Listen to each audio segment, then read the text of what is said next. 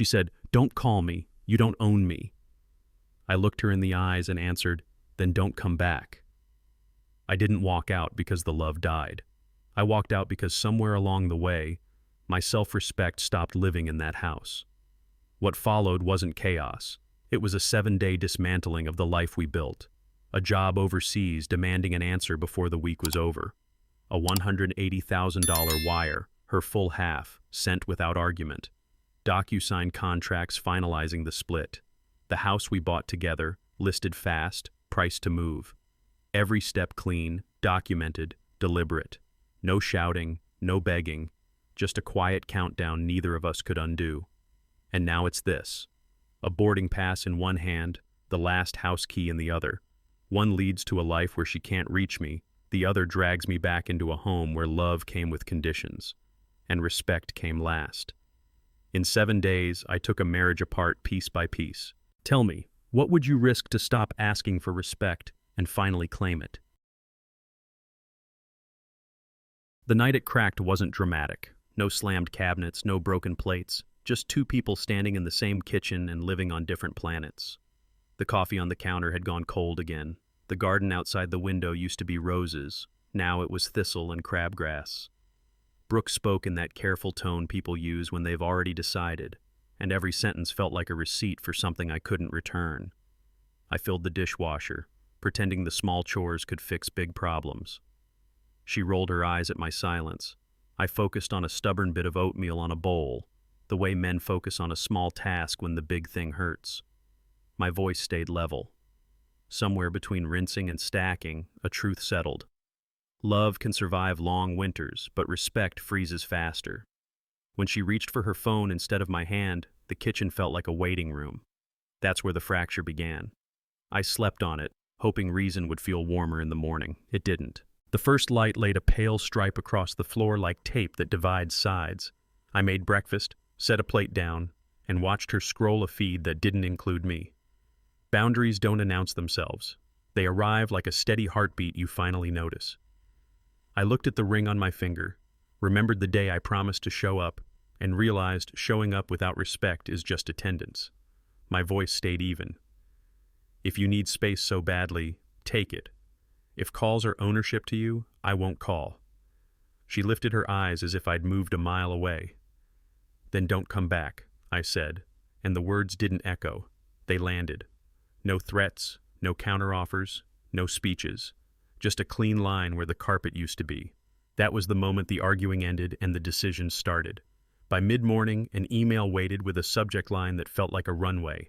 Lead designer overseas, housing included, answer required before week's end. The older you get, the more you know time is the one thing that won't negotiate. I read it twice, then pictured the mortgage calendar, the framed photos that never got dusted, the drawer of takeout menus from the months we stopped cooking together. Work had always been the place I built what wouldn't fall down. Now it offered a door that actually opened. I hovered over accept, thinking about a man who keeps promising to fix the fence and a man who actually buys lumber. There's a difference. I forwarded the offer to my personal account, flagged it, and saved the attachments like a person saving himself. I kept it to myself. Not as punishment, just alignment. Some choices only stay clear if you keep them out of the storm. The stakes were no longer abstract. I stepped onto the porch for quiet and dialed Patrick Lewis. He's handled my contracts for years. He knows the difference between a bad day and a boundary. My voice surprised me, steady, almost calm. "Patrick, I need to file. Fast, clean, fair." He asked the right questions. I offered the right answers. Split the equity down the middle, her share wired first. No courtroom theater, no debris. Men my age know this truth. If you do it, document it. If you say it, sign it. He promised drafts by afternoon. I promised to keep emotion out of the paperwork. When we hung up, the porch light was still on, even though the sun had climbed, and it struck me how we leave things on long after they're useful. There was no hesitation left in me. I texted him my IDs, the deed, the policies, everything with my name on it, and under my breath I set the clock. Soon, sooner, almost there. On the last day, she'll knock on a door that isn't hers. Patrick and I laid everything on the table. Purchase price, what we'd paid down, the appreciation, the fees, no drama. Just a calculator, a legal pad, and a promise to treat this like adults. Her share came to $180,000, clean. I told him to wire it first, no conditions.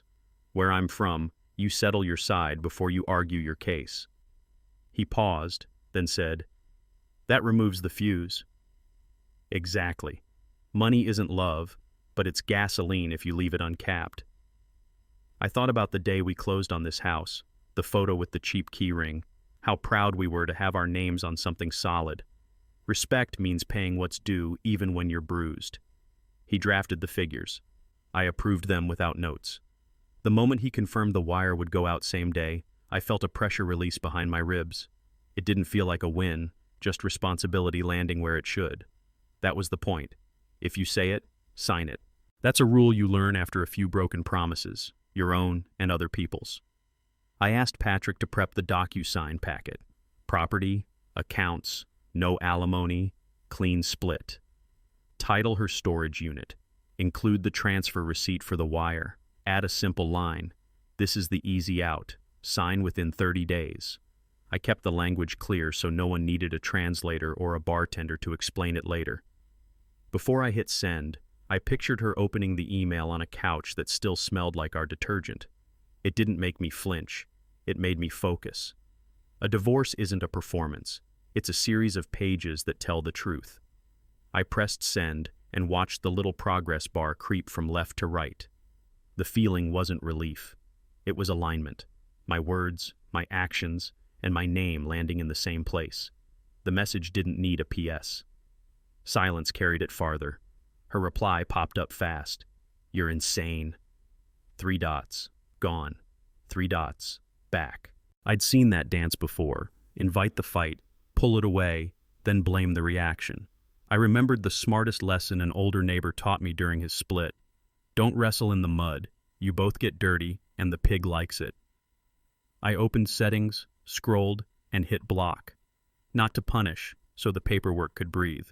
Noise turns good decisions into negotiations you never meant to start. The phone went still.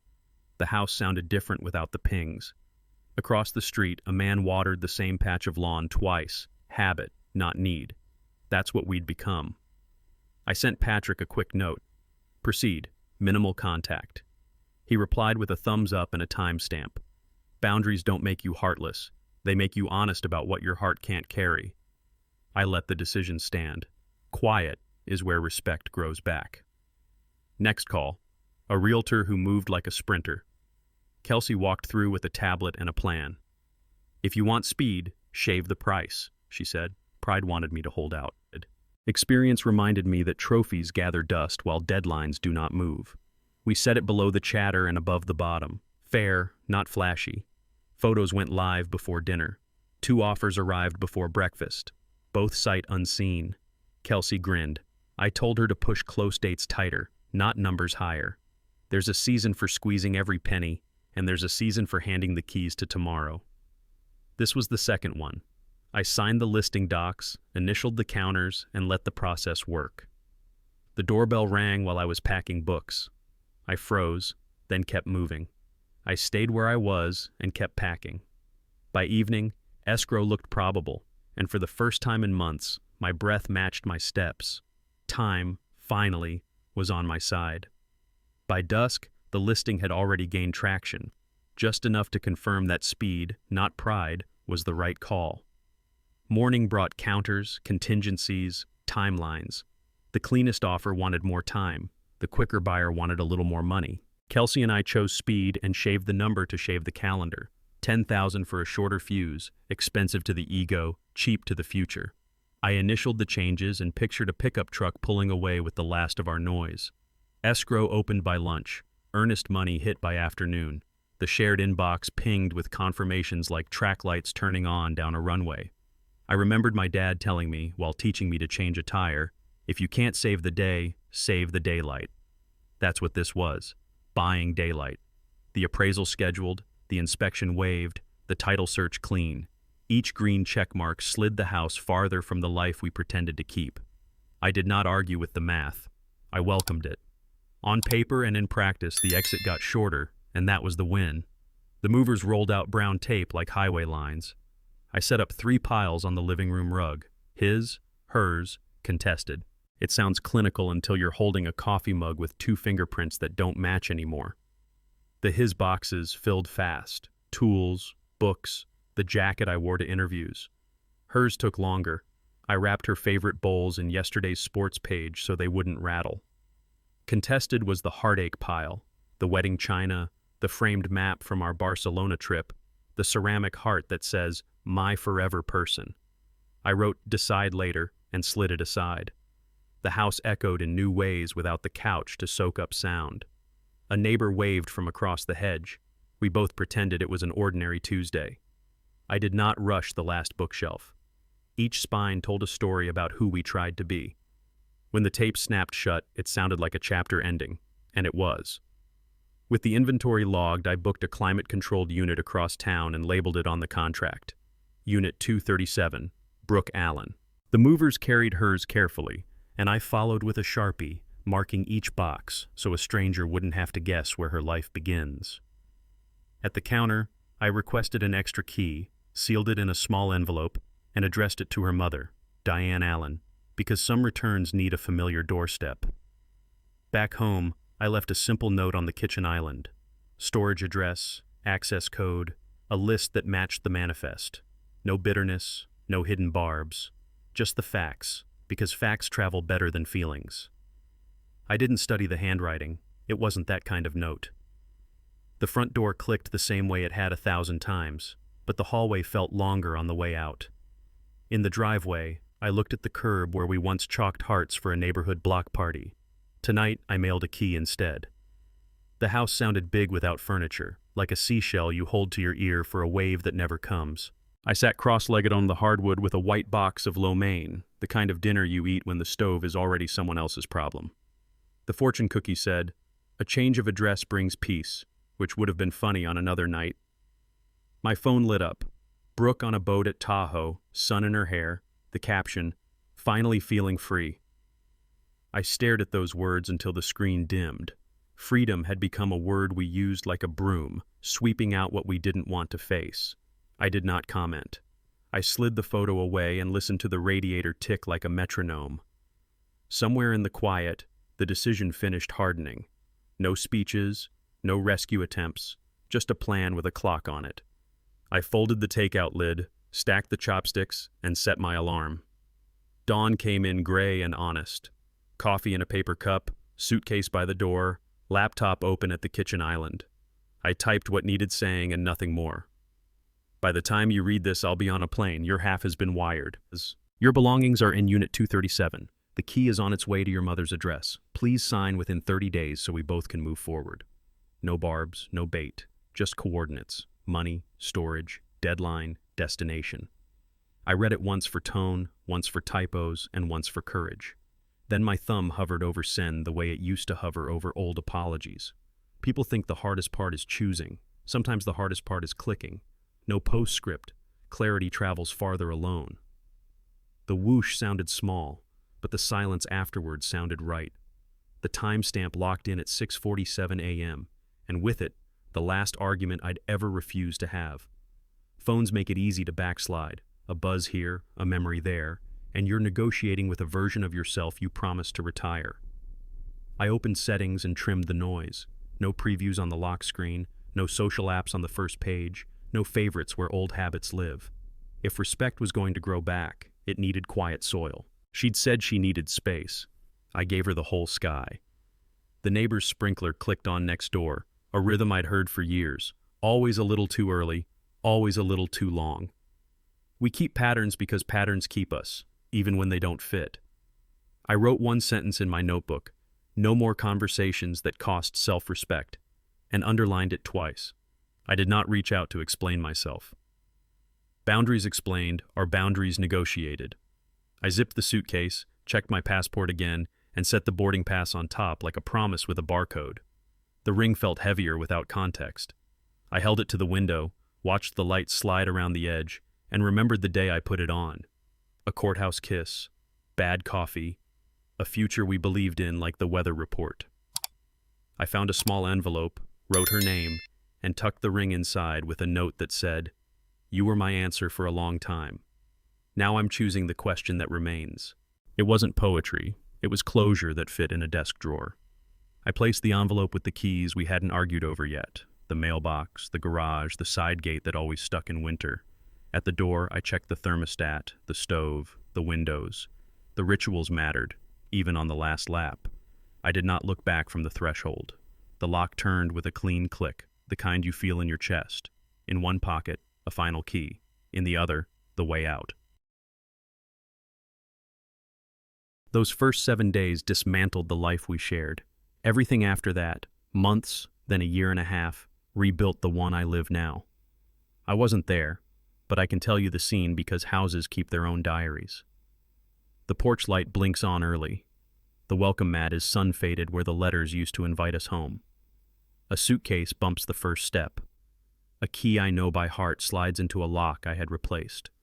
It stops a breath short of catching, and in that tiny space between metal and home you can hear 8 years turn into weather. I picture her trying again, the way we jiggle stubborn things we used to fix together. The garage latch, the closet track, problems that yielded to patience. Not this one. The motion sensor clicks. A wind chime taps a tune no one ordered. I did not wish confusion on her, only completion on both of us. On the other side of the door, fresh paint dries where our photos hung. A stranger's baby laughs down the hall. The door doesn't recognize our name anymore. That's the truth. The new owners open the door with the careful kindness of people who just learned your history comes with the keys. I can hear her ask for me, as if a familiar voice might still echo from the kitchen. The woman, yoga pants, college sweatshirt, glances back to her husband, then says the words cleanly, "We bought this house, closed Wednesday." There's a drop in that sentence, like the moment an elevator levels and you know you're not where you started. Paperwork doesn't care about feelings, and feelings don't change the deed. The agent texted me the day funds cleared. I turned off the porch light out of habit, then left it on so someone else could find their way in. I did not write a speech for this moment. Ownership transferred. So did the future. The couple closes the door gently, not out of cruelty, but out of privacy. A family begins where mine ended. That's how handoffs work in real life. Her first instinct would be to call, of course it would. The recording says the number can't be reached. That's not triumph. That's a boundary doing its job. The inbox carries what my voice will not. A message stamped at 6:47 a.m. By the time you read this, I'll be on a plane. Your half has been wired. Your belongings are in Unit 237. The key is headed to your mother's address. Please sign within 30 days so we both can move forward. Money, location, deadline, direction. No adjectives. Facts travel farther than apologies when the runway is short. I remember setting that email like a compass. True north for two people who got lost staring at the same map. I did not chase her with paragraphs. Clarity is merciful when kindness looks like delay. Somewhere between the lines, the message says what needed saying. This isn't punishment, it's a finish line. If you need to talk to the document. It answers. Not long after, her phone lights a name that used to be a future. Tyler tries to make it sound practical. "So, you're free then." Free is a word folks use like a coupon, valid until the fine print shows up. I've learned that when people do the math on your life, they forget your costs aren't their discounts. On my side of the ocean, I packed the last charger and checked the gate again. If respect costs distance, you pay in miles, not excuses. He offered a place to land, the way people offer couches when they're still calculating. She heard it, I'm sure, the rustle of terms and conditions. I did not answer either of them. The paperwork already had. That call wasn't about love, it was about options. And options aren't promises. Here's the part that matters. You can go back to negotiate the same price on the same respect, or you can board the life that doesn't haggle. Which door holds your name now? Diane's kitchen still smells like cinnamon toast and strong coffee, the kind that fixes nothing but reminds you you're not alone. Brooke sits at the table, eyes swollen, rings of a mug marking the wood we once carved pumpkins on. I stand by the sink, and Diane, gentle, steady, cuts through the fog like only mothers can. "No affair to confess," she says, "but you left the marriage before you left the house." The line lands with the soft thud of truth. I remember Thanksgiving here, passing rolls, pretending full plates mean full hearts. Respect starved long before the fridge did. She points to a box labeled photos, tells Brooke, "You can keep the frames and still miss the picture." I feel the odd relief of someone naming the weather I've been walking through. There was nothing in me that wanted victory. I listen to the hum of the fridge and the clock that outlasts every argument. Some rooms are merciful because they refuse to lie for you. News travels faster than apologies. Tyler folds his tent in record time. Family first, story rewritten, exit clean. Nostalgia is good at costume changes. It dresses like destiny when it's really memory and borrowed clothes. I think about the diner off Route 6 where Brooke once traced a finger around her coffee lid and told me what she missed about being 22. Late nights, easy laughter, the version of herself nobody had asked to carry anything heavy. It's hard to compete with a photograph that never ages. The truth is simple and oddly kind. She loved the idea of being understood more than the man doing the understanding. That happens to more couples than will admit it. It didn't feel like revenge, just accuracy. I felt accurate. A future can't be built with lumber from the past. Termites come baked in. Tyler goes home. Brooke stays with the ache. And I keep moving toward a life that doesn't need a time machine to feel right. A photo from the launch party finds its way to me. Floor-to-ceiling glass, harbor lights, a suit that fits better than the one I wore to our rehearsal dinner. My colleagues raise a glass. I catch my reflection in the window and almost don't recognize the man standing up straight. There's a looseness in my shoulders I haven't felt since our first mortgage payment cleared. Work isn't a cure. It's a place where what you build either stands or it doesn't, and you learn from both. After the speeches, I walk the promenade and watch couples lean into the wind. Not a single one looks like a movie, and that's the comfort. Real love is coats zipped, hands found, pace matched. I did not celebrate being done with Brooke. I noticed being done with waiting for permission to be myself. The photo isn't proof I won. It's evidence that I stopped arguing with gravity and started designing with it in mind. Halfway marks feel like rest stops, paper cups of water, a chance to look in the mirror and decide if you're racing or running away. Here's the lesson I earned, not borrowed. Freedom isn't escape, it's responsibility. With receipts, pay what you owe. Document what you do. Keep your word even when the audience leaves. That's how respect grows back, slow and stubborn like grass through a crack. I open the camera on my phone, talk to it the way a man talks to his truck after it finally starts. You can't out-argue a lack of respect. You can only out-behave it. Then I close the app and text my new team about a site visit, because the next right thing is still the next right thing, even when no one claps. I did not promise myself easy. I promised myself honest. 18 months from now, I'll learn what it means to be chosen without begging. But first, I have to choose like I mean it, starting now. Her mother's spare room fills with cardboard like a second skyline.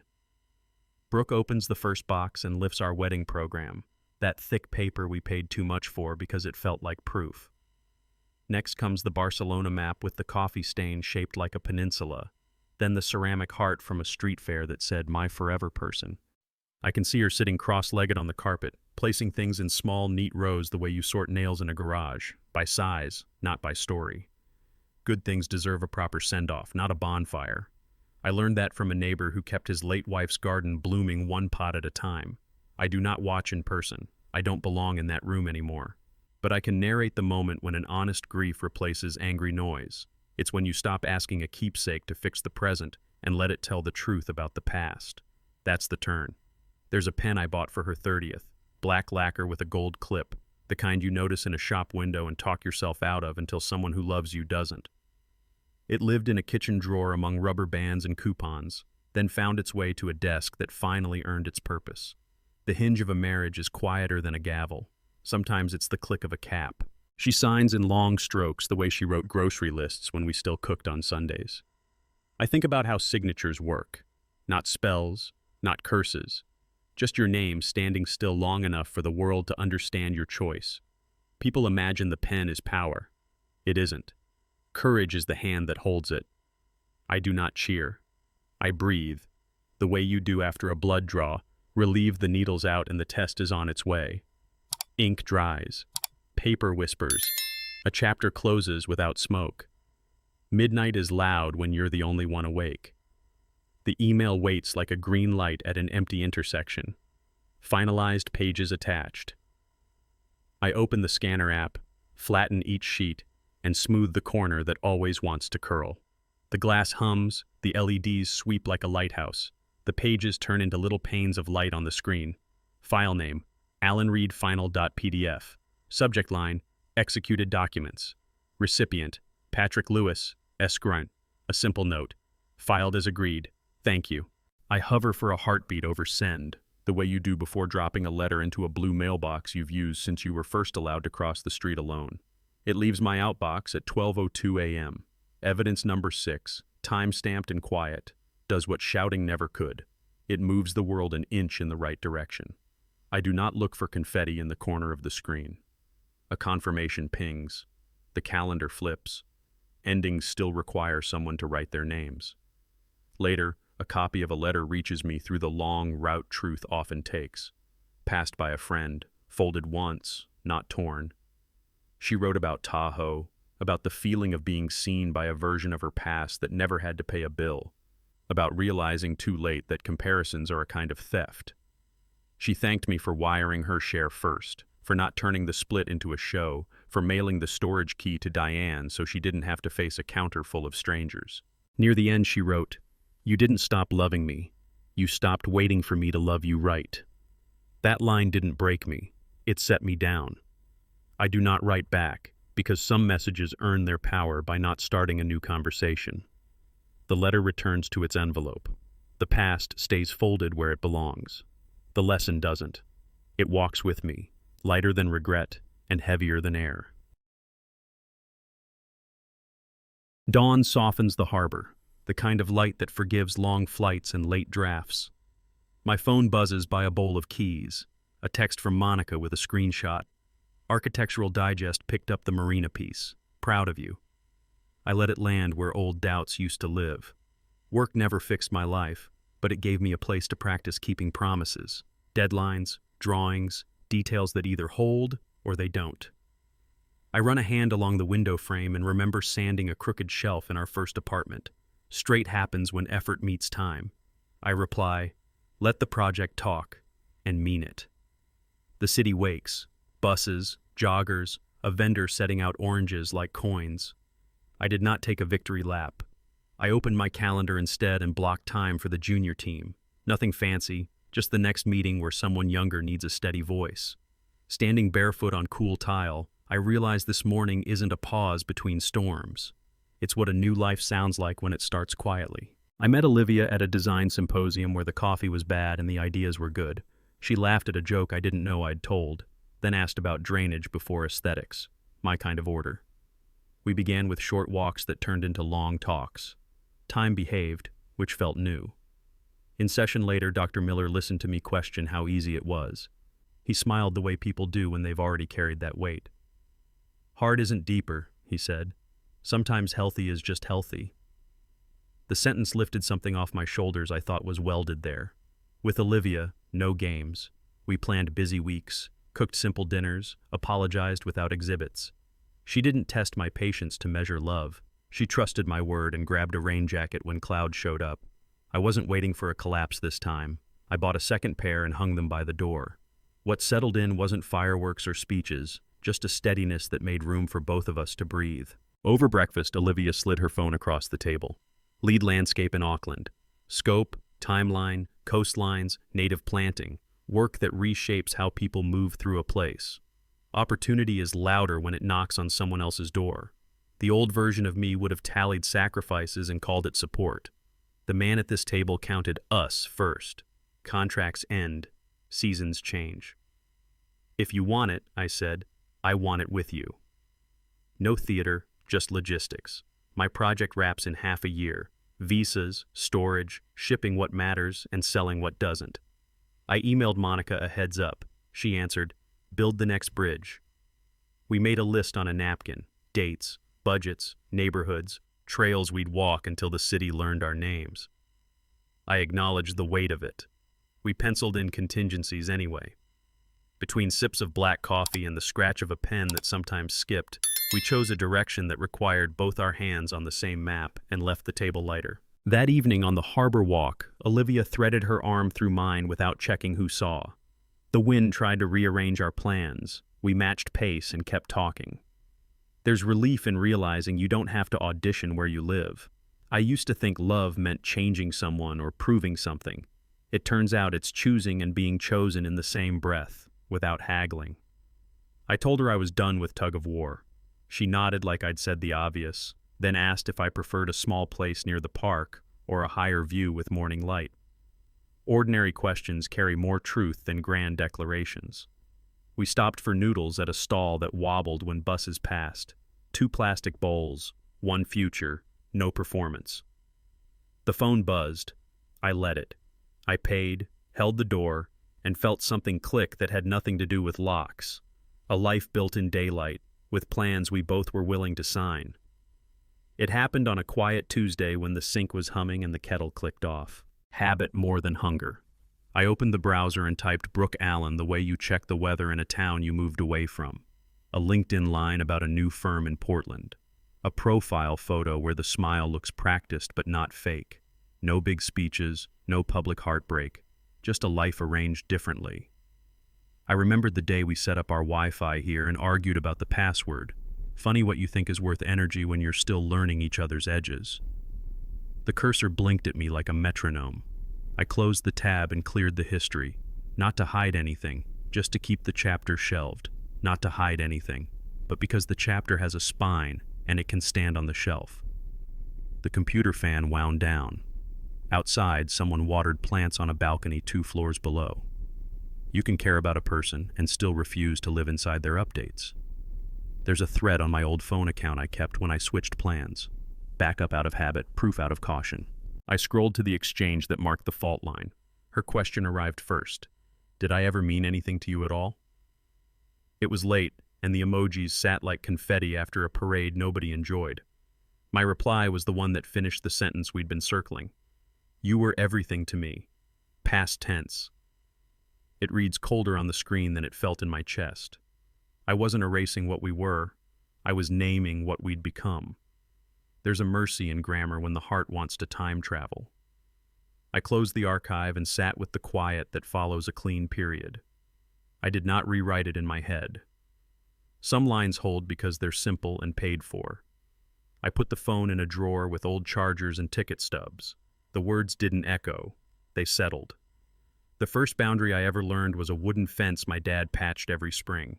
He'd tap the new boards, step back and say, "It's not there to keep people out. It's there to show where we begin." That sentence finally fits. I don't own anyone. I own my choices. What I fund, what I answer, what I allow to repeat. I took my number off old group threads, unsubscribed from newsletters that still thought we were a unit, and moved the leftover wedding china to a neighbor who hosts big Sunday dinners. There's nothing noble in hanging on to objects that hold you in place. My calendar is lighter now, but my days are heavier in the best way. Meetings I'm present for, workouts I actually finish, time with people who remember to ask and to listen. I did not make a ceremony of it. I made a list and worked it. Boundaries aren't walls, they're doors that only open to the life you can honor. At the harbor, the air tastes like salt and bus brakes. Boats lean into their ropes and the skyline keeps its promises in glass and steel. I follow the railing I've traced 100 mornings and stop where the wind turns pockets inside out. This is the place where I measure progress without spreadsheets. One deep breath that lands all the way, one step that doesn't consult the past before it moves. A street musician plays a tune I can't name, and a couple argues gently over which bridge is prettier. The world doesn't need my commentary to keep turning. It needs my attention. I did not take a photo. Some scenes are for living, not proof. I thought about how many crowds I've tried to impress, rooms, timelines, people who clap and forget. A life doesn't require an audience. It requires the right companion and the courage to be your own when no one's beside you. I turned toward home, lighter than when I came. If you're where I was, here's the checklist I wish someone slid across the table. First, social signals. Captions that read like inside jokes you're not in. Photos that crop out rings but not old flames. Phones flipped face down. Passwords that change without a reason. Touch that pulls back a fraction too soon. Assume patterns, not accidents. Next, legal, financial, time. Call an attorney before you call a friend. Document everything. Wire what's owed first so money can't fuel the fire. Price assets for speed, not pride. Set storage, forwarding, and deadlines in writing.